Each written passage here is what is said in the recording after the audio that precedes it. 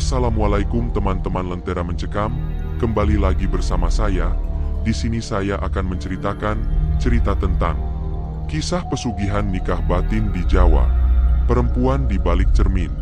Tahun 1998, di sebuah desa terpencil di lereng Gunung Lawu, tinggal seorang pria bernama Surya, duda berusia 42 tahun yang dikenal pendiam dan misterius. Ia tinggal di rumah peninggalan orang tuanya yang megah namun sepi, berdinding tebal dari kayu jati, dan memiliki cermin besar di ruang tengah. Warisan turun-temurun yang konon tidak boleh dipindahkan. Setelah ditinggal mati istrinya 5 tahun lalu karena penyakit aneh, Surya hidup menyendiri. Ia tak punya anak. Tapi anehnya, dalam beberapa tahun terakhir, usahanya tiba-tiba melejit. Ia membuka toko bahan bangunan yang laris luar biasa, bahkan di saat krisis ekonomi melanda. Warga heran, tapi tak ada yang berani bertanya. Hingga suatu hari, seorang santri muda dari pesantren dekat desa, bernama Ilham, menginap di rumah Surya karena disuruh gurunya untuk membantu memperbaiki perpustakaan tua milik Surya. Di malam pertama, Ilham bangun untuk wudhu dan melihat sesuatu yang membuatnya membeku di tempat.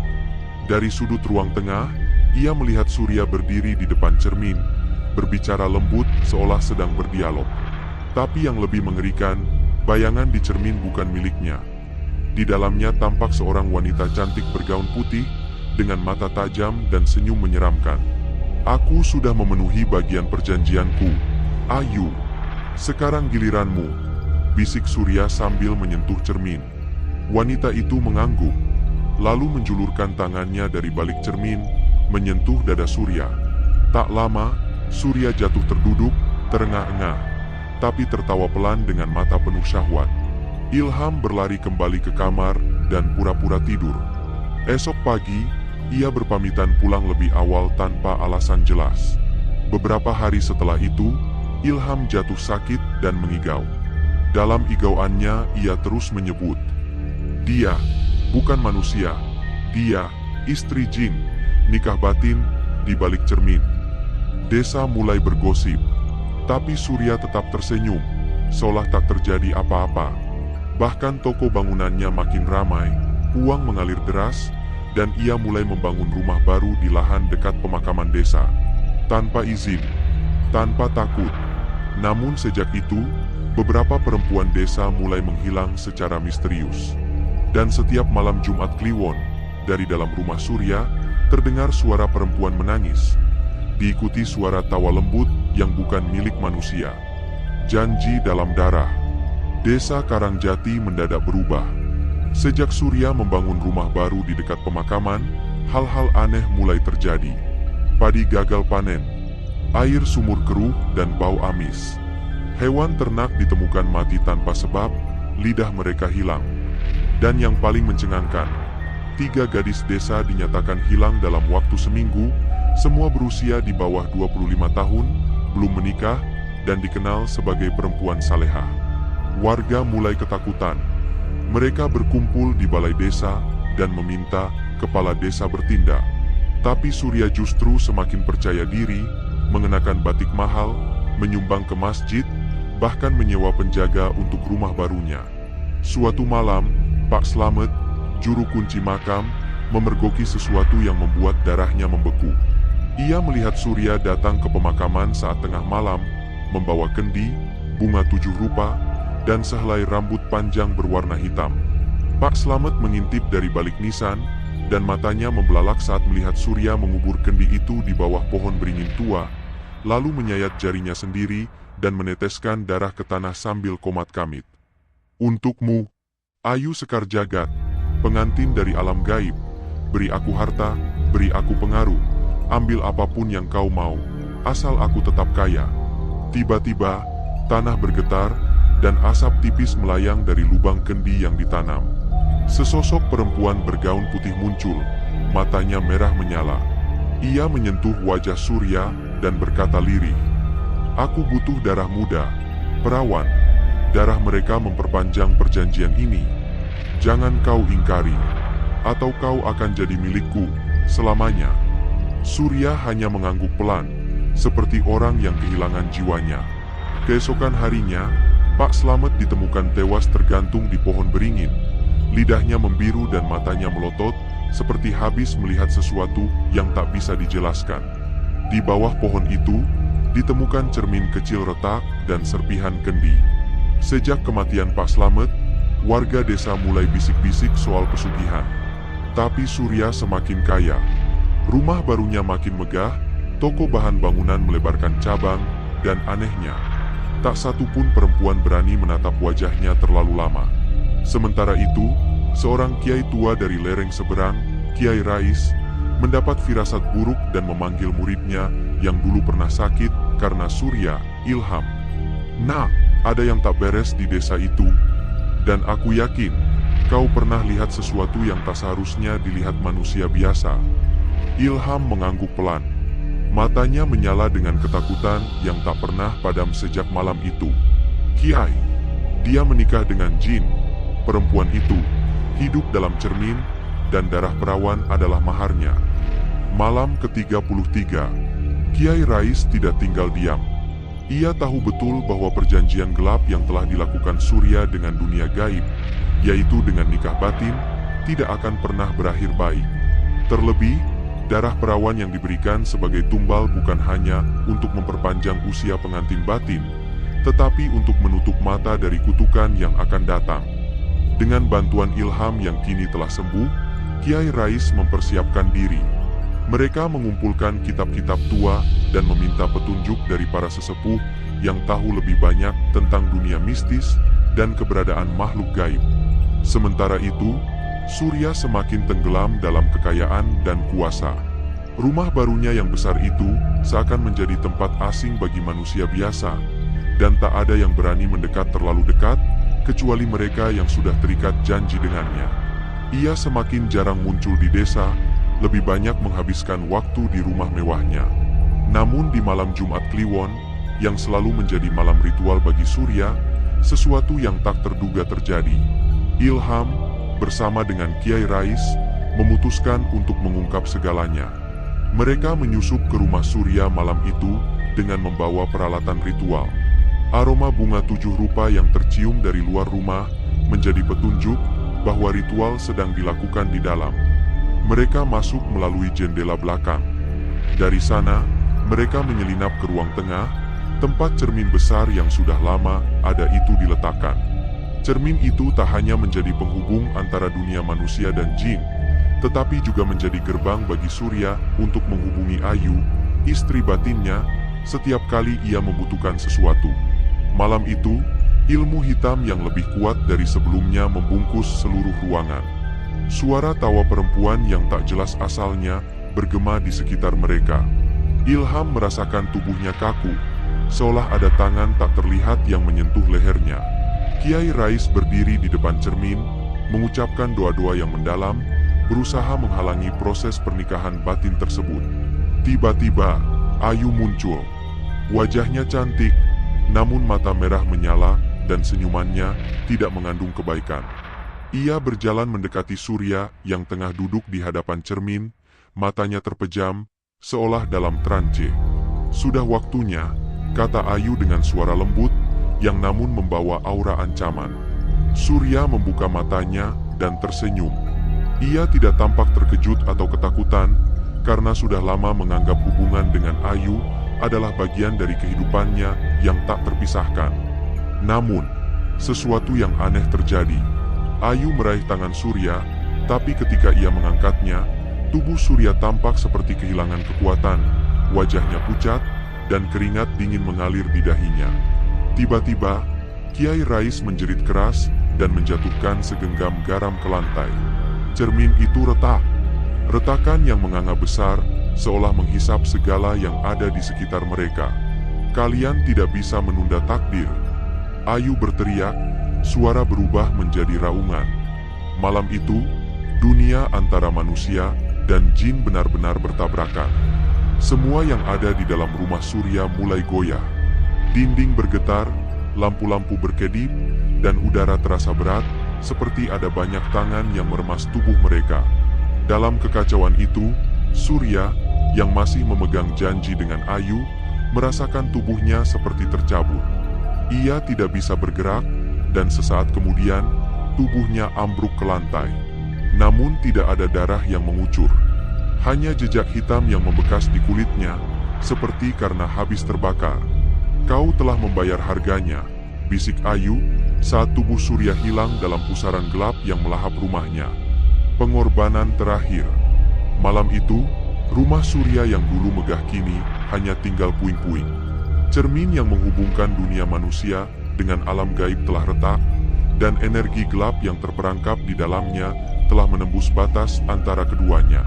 Kiai Rais dan Ilham berhasil selamat dari kekacauan tersebut, namun mereka tahu bahwa mereka belum selesai. Semua yang terjadi malam itu adalah puncak dari sebuah perjanjian yang belum benar-benar diputus. 3 hari setelah kejadian itu, Kiai Rais memanggil Ilham untuk berbicara di pesantren. Mereka berdua sudah hampir tidak bisa tidur, dihantui oleh suara-suara aneh yang datang dari malam. Kiai Rais tahu bahwa jiwa Surya belum sepenuhnya lepas dari ikatan yang ia buat dengan Ayu, pengantin batin yang berasal dari dunia gaib. "Ilham, kita harus menyelesaikan ini. Surya sudah mati, tapi jiwanya masih terperangkap di sana, di balik cermin. Ayu tidak akan berhenti sampai ia mendapat apa yang ia inginkan, dan itu adalah nyawa manusia." Ilham menatap Kiai Rais dengan cemas. Gadis-gadis desa yang hilang, semua korban, dan Surya yang tampaknya telah mengorbankan dirinya demi kekayaan dan kekuasaan, semua itu tidak dapat dibiarkan begitu saja. Kiai Rais kemudian mengungkapkan rencananya. Ia harus melakukan ritual pengusiran yang sangat berbahaya, yang bisa memutus hubungan antara dunia manusia dan jin. Ritual ini membutuhkan korban dari darah orang yang terikat dengan perjanjian, dan itu berarti Ilhamlah yang harus melakukannya. "Kau satu-satunya yang bisa mengakhiri ini, Ilham. Kau harus masuk ke dalam rumah Surya. Pergilah ke tempat cermin itu, dan lakukan ritual ini di sana," ujar Kiai Rais dengan suara berat. Ilham merasa berat hati. Ia masih muda, dan meskipun ia telah dilatih dalam ilmu agama dan mistik, tugas ini terasa seperti takdir yang terlalu berat untuk dipikul. Namun, tekadnya sudah bulat. Ayu harus dihentikan. Ia pergi ke rumah Surya yang kini telah ditinggalkan, berkeliling di tengah kegelapan, hanya diterangi oleh lampu minyak yang ia bawa. Saat ia sampai di ruang tengah, cermin besar itu masih ada, meski sudah retak parah. Bayangan-bayangan suram berputar di sekelilingnya, menciptakan bentuk yang tak jelas dan membuat jantungnya berdegup kencang. Tiba-tiba, suara Ayu terdengar, datang dari balik cermin. "Kau pikir bisa menghentikan kami? Surya sudah jadi milikku. Sekarang, kau yang akan menggantikannya."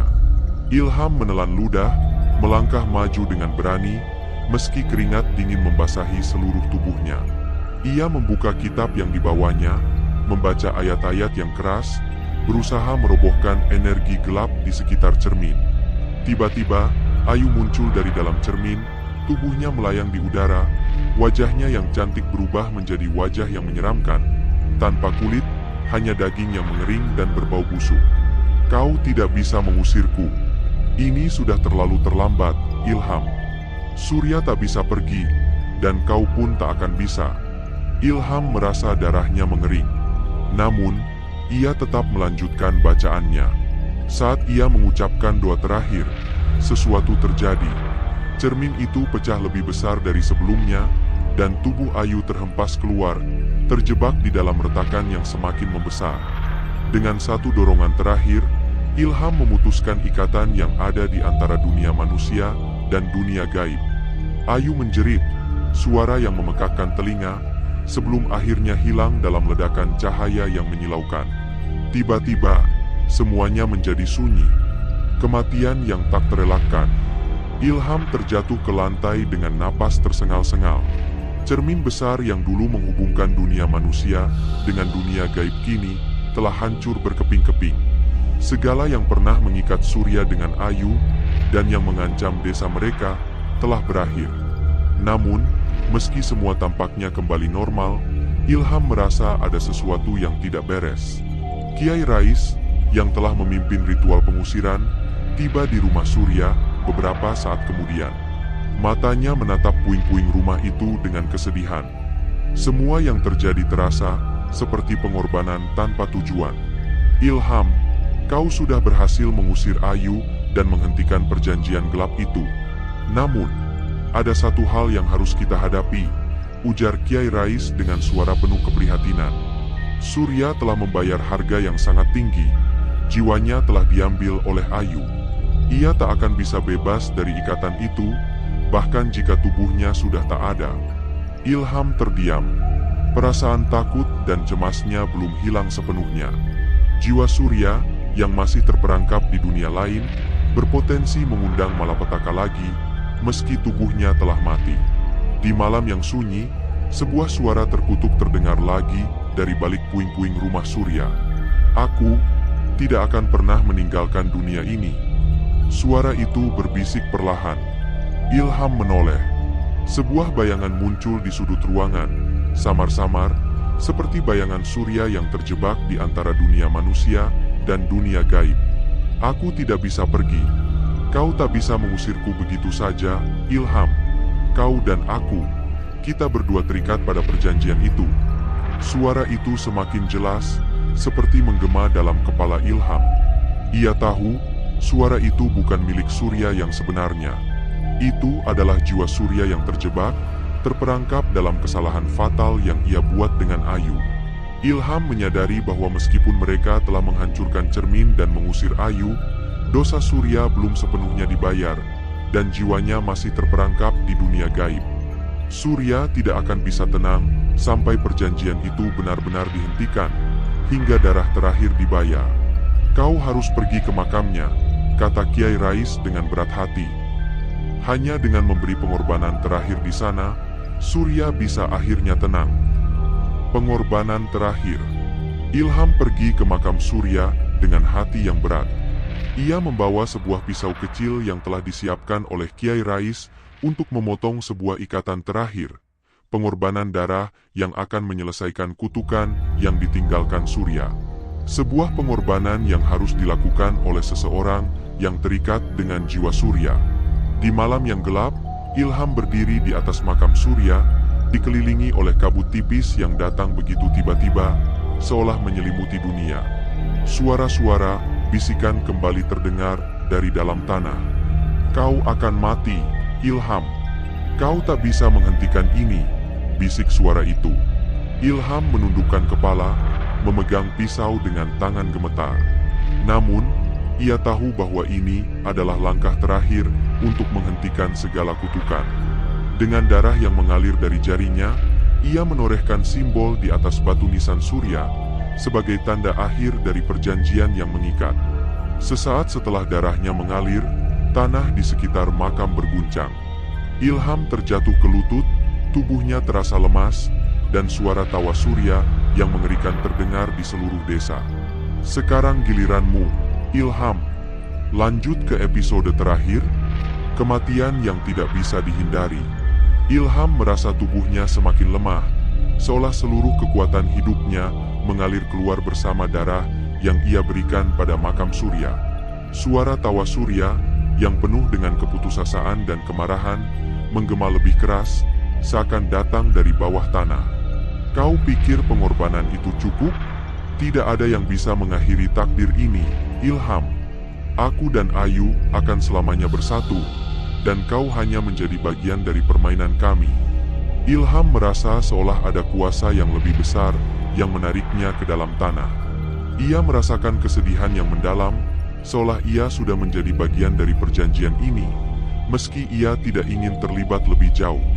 Namun, pada saat yang sama, ada suara lembut yang tiba-tiba terdengar dalam pikirannya. Kiai Rais, meskipun jauh, seolah mengingatkannya untuk tetap bertahan dan tidak menyerah. Ilham, kau sudah melakukan yang terbaik. Jika darah yang kau berikan tidak cukup, maka takdir kita sudah ditentukan. Ilham mengangkat kepalanya. Kabut yang menyelimuti makam Surya kini mulai menghilang, dan ia melihat sosok yang muncul di hadapannya. Ayu, dengan wajahnya yang berubah semakin mengerikan. Ini saatnya, Ilham. Tidak ada jalan keluar. Kau harus membayar untuk Surya, kata Ayu, sambil mendekat dengan langkah-langkah hampa, tubuhnya melayang di udara. Ilham ingin berteriak, tetapi suara itu terperangkap di tenggorokannya. Tangan Ayu yang putih dan dingin meraih lehernya. Saat itu, sesuatu yang tidak terduga terjadi. Kiai Rais muncul, dengan tangan terangkat, membawa lilin hitam besar yang menyala terang, menerangi malam yang semakin kelam. "Ayu, kau tidak akan menang," teriak Kiai Rais, menghadap Ayu yang sedang menjerat Ilham dengan kekuatan gaibnya. Ilham merasa seperti ada api yang menyala dalam tubuhnya. Dengan sisa-sisa kekuatan yang ia punya, ia melawan cengkeraman Ayu, dan tiba-tiba, ia merasakan sebuah dorongan kekuatan yang datang dari dalam dirinya. Surya telah membayar harganya. "Sekarang, kau yang harus pergi, Ayu." Dengan satu dorongan terakhir, Ayu terlempar, tubuhnya terbakar oleh cahaya lilin hitam yang dibawa Kiai Rais. Jeritan Ayu menggelegar, terdengar hingga ke seluruh penjuru desa, sebelum akhirnya tubuhnya hancur menjadi debu yang tertiup angin. Namun, meskipun Ayu telah pergi, jiwa Surya masih terperangkap di dunia lain.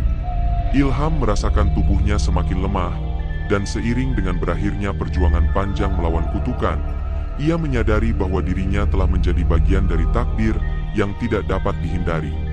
"Maafkan aku, Kiai Rais," bisik Ilham lemah. "Aku tidak bisa bertahan lebih lama." Kiai Rais mendekat dan meletakkan tangan di pundak Ilham. "Tidak ada yang bisa menghindari takdir, Ilham. Tetapi kau telah mengakhiri penderitaan banyak orang," jawab Kiai Rais, sambil menatap langit yang perlahan berubah menjadi cerah. Ilham menutup matanya, merasakan kedamaian yang datang setelah pertarungan panjang. Ia tahu bahwa meskipun tubuhnya akan hancur, jiwanya akan menemukan ketenangan yang ia cari. Di luar sana, desa yang dulu dihantui oleh kehadiran Surya dan Ayu kini menjadi tempat yang damai kembali. Namun, tak ada yang tahu bahwa di suatu malam yang kelam, kehadiran lain yang tak kasat mata akan selalu menunggu mereka yang terlalu tergoda dengan kekayaan dan kekuasaan. Pesugihan, seperti kisah Surya, akan selalu ada, menunggu untuk menjebak jiwa-jiwa lain yang menginginkan segalanya dengan cara yang salah. Tamat.